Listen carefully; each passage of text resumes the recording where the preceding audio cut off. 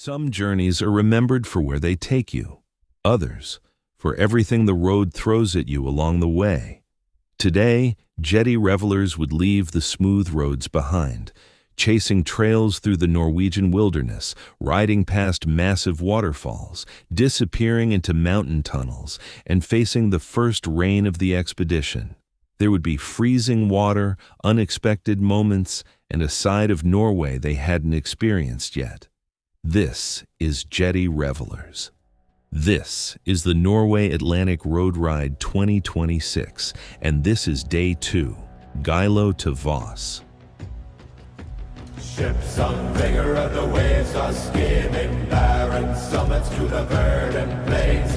Each horizon is a new beginning, rise and reign. Far from the fjords and the ice-cold currents, ravens soar over new frontiers.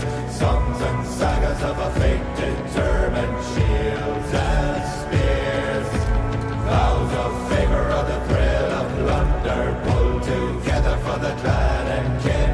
Clank of hammers and the crash of thunder, bound within. Oh, oh, oh, the echoes of eternity. Oh, oh, oh, Valhalla calling me. Oh, oh, love the string to love the strings of destiny. Oh, Valhalla calling me. Valhalla calling me.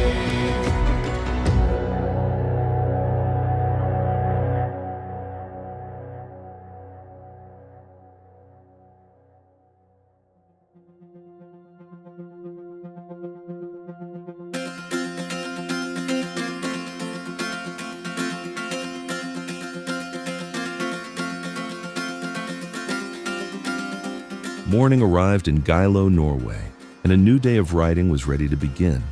Everyone gathered at the breakfast area. Over breakfast and morning conversations, plans for the day started taking shape. Soon, riding gear was back on, luggage was organized, and everyone assembled downstairs with the motorcycles. Good morning, Julio. Chai ke saath. Today, the responsibility of leading the convoy belonged to Vishant, the captain, for Day 2. He gathered the riders for the morning briefing, discussed the route and formation. There were instructions, preparations, and of course, plenty of fun moments in between. How's the Josh? So we'll be reaching Voss by today evening. We are riding around 280 kilometers, and the captain has been very particular about the times and the schedules. Hope you'll have a good day ride with all safe riding. But soon, helmets went on, engines came alive, and with an entirely new side of Norway waiting ahead, jetty revelers rolled out of Geilo towards Voss.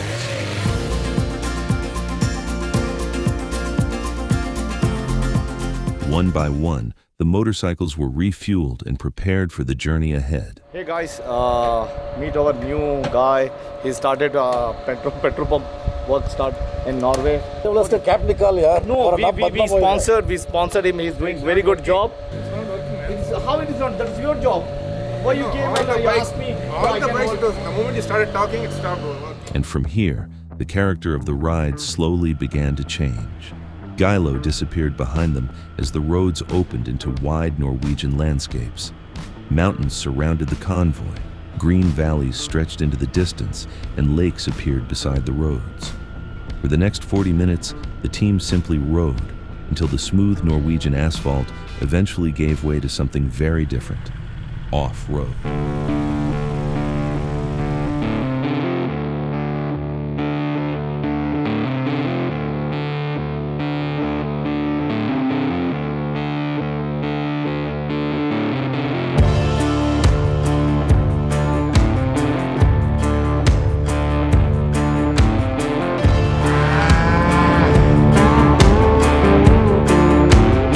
Somewhere along that off-road trail, the team discovered a beautiful stream flowing through the landscape.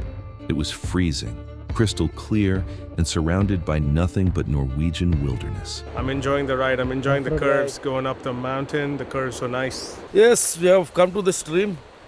You see, this is a natural stream, but good for river rafting. Supposed to be, people should be doing it. We saw a station there. 27, 28, 29, 30, 31, 32, 33. But Mr. Rao Jetty, Jilan Khan Patan, and Vishant decided to experience the moment a little differently.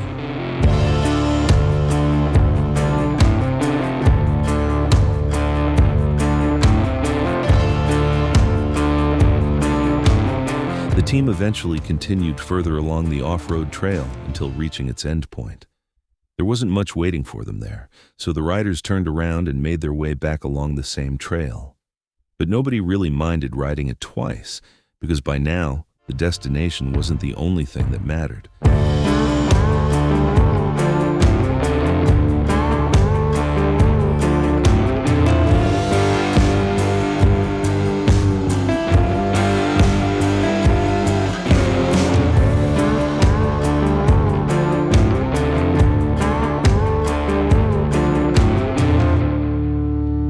Once the motorcycles returned to the main route, the ride towards Voss continued. And this was where Norway truly began putting on a show. The temperature that day was cold, but the roads were equally extraordinary.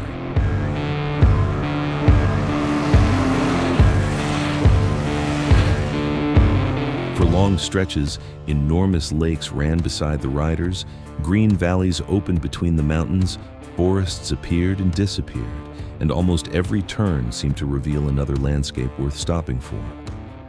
Eventually, they did stop, because in the distance stood a massive waterfall. The motorcycles were lined up, the entire team gathered together, and with the waterfall dominating the background, cameras captured one of the defining group photographs of the day.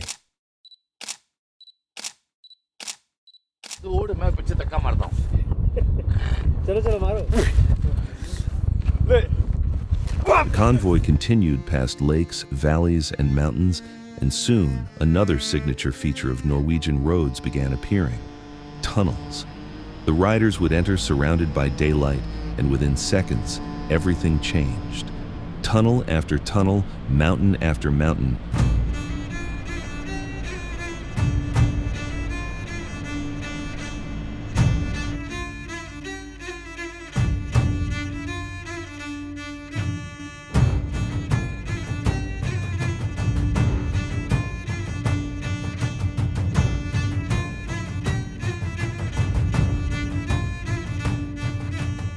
The team reached the first major stop of the day. After hours surrounded by mountains and quiet roads, the atmosphere suddenly became completely different. There were tourists everywhere, souvenir stores lined the area, and dominating the waterfront were enormous cruise ships. The motorcycles were finally parked, helmets came off, and after the cold morning ride and the off-road stretch, everyone was ready for lunch. Burgers, pizza, French fries, and different varieties of food finally reached the table. The ride from Geilo to Flam is very cold, through mountains. We had some wet weather.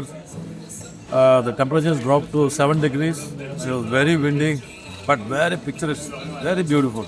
We passed something around 7 to 8 tunnels, and one was something around 4.2 kilometers long.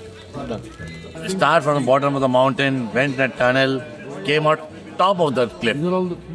And all the way, maybe around, I think so, 8,000 feet we climbed down. One of the best roads I have ridden, motorcycle. It is worth seeing. You cannot get this anywhere else. I was stunned by the scenic beauty of this place. After lunch came a little shopping. While everyone was enjoying the stop, a young child with a disability was struggling to reach a departing boat. Vishant and Mr. B.K. Mohan quickly stepped in and helped him reach it in time. It was a small, unexpected moment that became another meaningful memory from the journey. Well, apparently he's handicapped a little bit. He's got a big injury in his leg, and that ship is about to leave. They don't wait for nobody. It's like any cruises you see online on those videos. So we've been noticing he's been screaming he cannot make it there. Me and Mohan, Krishna, he's the one. Picked it up and say, hey man, can we take you out? You're good.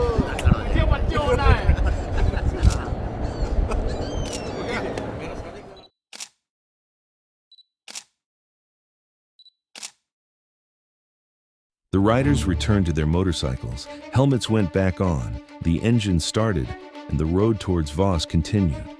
But the second half of day 2 was about to introduce the riders to another side of Norway. And then, the weather changed. For the first time during the expedition, the riders encountered rain. Norway was already cold that day. Now it was cold and wet. Rain began collecting on the visors, the roads became slick, the temperature felt even lower, and every kilometer demanded a little more concentration. And somehow, the beauty of the landscape became even more dramatic because of it. The tunnels continued, some short, others disappearing deep into the mountains. Inside, the roar of 7 motorcycles echoed through the darkness, while every exit revealed another breathtaking Norwegian landscape. At around 8:30 p.m., the convoy finally reached Voss, Norway, their third destination of the journey. On reaching the hotel, finding enough parking for all the motorcycles and backup cars became a small challenge. It's too damn cold. Though I'm wearing all the gear, it's the fingers and ears, After figuring it out, the team checked in, unloaded their luggage, and headed to their rooms to freshen up after a long day on the road. It was already late, and everyone was hungry. In Norway, most restaurants close relatively early, and by around 9 p.m., dinner options can become limited. It was already approximately 8:30, so there wasn't much time to waste. A nearby Thai restaurant was still open, and that was enough. Dinner came to an end. The team stepped back outside, and there was a short walk through the quiet streets of Voss before everyone returned to the hotel. And as the team settled into Voss for the night, Norway was already preparing its next surprise. The next morning, one destination would lead to 2 completely different routes. A Google Maps mix-up would separate the motorcycles from the backup cars, leading them through twisty roads, massive waterfalls, a mountain glacier, and stunning blue lakes. Then would come another first, a Norwegian ferry crossing, before the journey finally led everyone towards a breathtaking lakeside stay at Hornindal. A wrong turn, 2 different journeys, and a whole new side of Norway, all awaiting in the next episode.